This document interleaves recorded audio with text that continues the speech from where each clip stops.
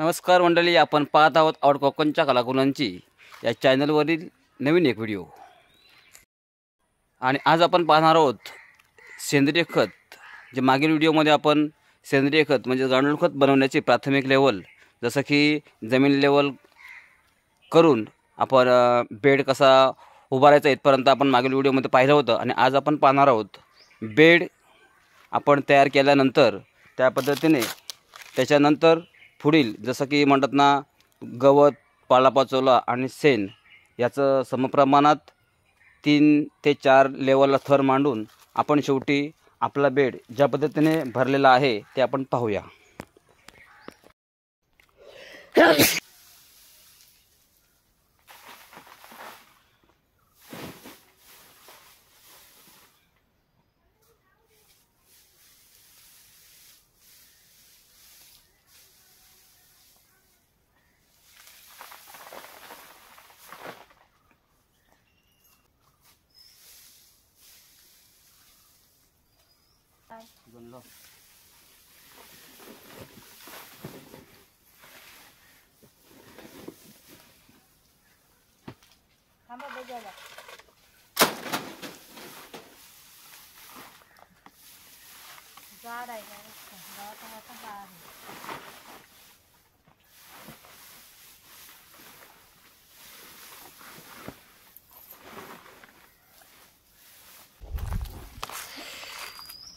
या ठिकाणी आपण पाहू शकतो, आपण ग्राउंड लेवलला या पद्धतीने गवताचा थर लावलेला आहे.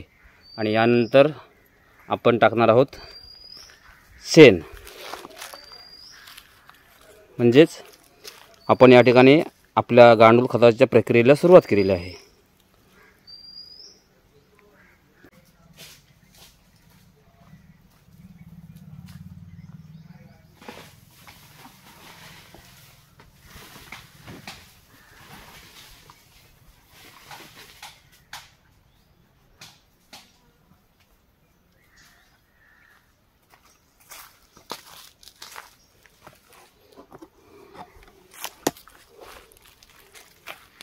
या ठिकाणी आपण पाहू शकतो, आपण गवत टाकल्यानंतर शेणखत टाकायला सुरुवात केलेली आहे. आणि अशा पद्धतीने आपल्याला 2 ते 3 थर लावून आपल्याला जवळजवळ इथपर्यंत असं भरायचं आहे. आणि 15 ते 20 दिवस सतत मग अशी मी सांगितल्याप्रमाणे आपल्याला ह्याच्यावरती पाणी मारायचं आहे.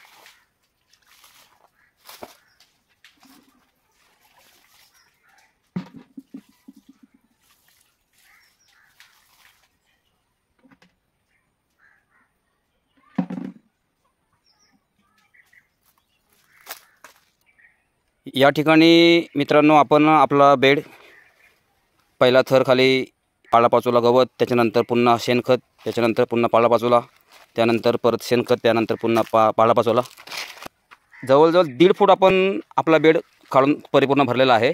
आणि आपण आता ह्याच्यावरती पाणीसुद्धा मारायला सुरुवात केलं आहे. चला तर मग व्हिडिओ टप्प्याटप्प्याने पुढे पाहूया.